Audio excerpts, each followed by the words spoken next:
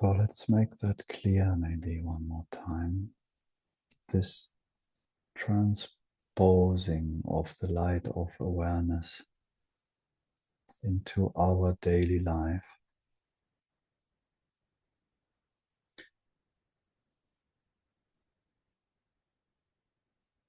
This integration of our being into our experience.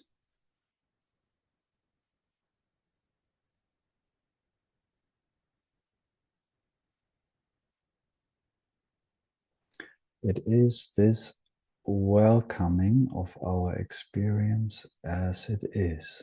It's in a way very simple because it's always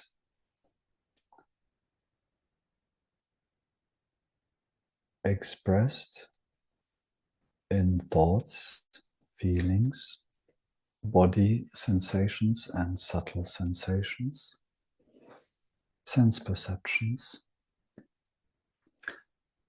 Thought will create a very fascinating, scary, terrifying, sticky story around it, but in a way that's what it is. And then there is our all experience, consciousness, which is the true container of this experience. And just making sure by what we spoke before about this honesty, this openness to the possibility that there is still a gap between the movie and the screen, we make sure that because we have that power as consciousness, we can create an artificial border like our mind has in the beginning of the journey, all these borders, all these parts, all these fragments in our experience, so we don't actually experience the world as it is, we don't experience ourselves as we are.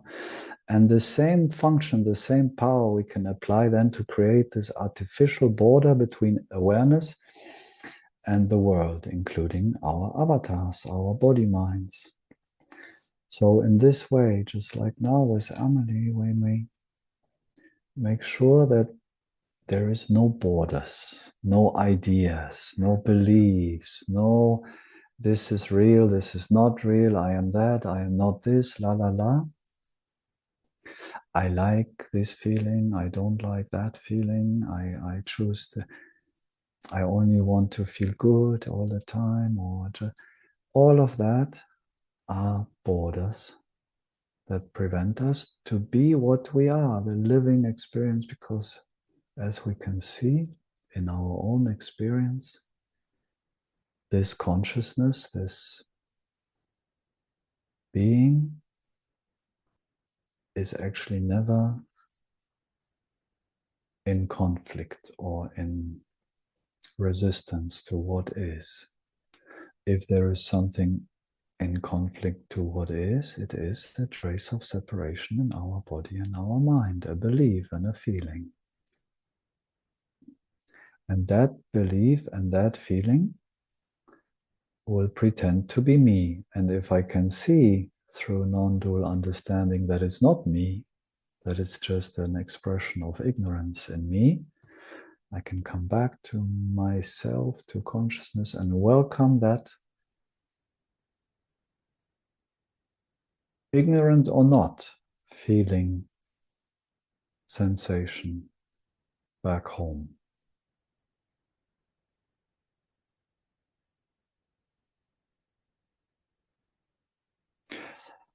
Like these sensations, this nervous system that is so on charge for so many of us now, we often maybe don't even know, is this now an expression of traces of separation in me, or is just the world charged, is the cosmos firing, earthquakes everywhere, everything is kind of on fire, and it seems to not get less, but more and more intense week by week this whole year. So we maybe don't know what's going on. The ego will have an opinion, the separate self, oh, I did this wrong, I did this right, I should do this, that. But if we did our best, we come to this point maybe where we don't know, and it's still firing in us. So let's welcome it. Let's be knowingly what we are, loving awareness, and there is already the peace, just being that. And then everything that is here in our experience, it's like we're absorbing. In the Upanishads, there is these phrases where Ishvara is absorbing the universe back into itself. That's our nature. It comes up into experience, and then everything that comes up just wants to sink back, fall back into consciousness. And if there is no belief of a me that has an idea about it, what it should do with it, then it kind of unhindered. Like in the beginning, we listened to Ganapati, Ganesha. That is the power. It's like removing the obstacles. What are the obstacles? It's my own mind telling me it should be different. So Ganesha, Shiva, has the power to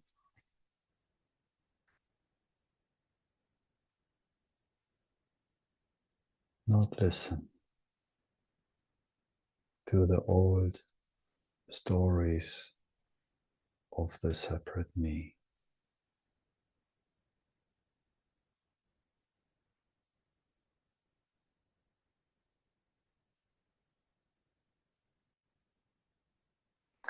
But it's not a doing, it's not a doing of the separate me. It's a knowing, it's a living knowing and an applying of our understanding experientially.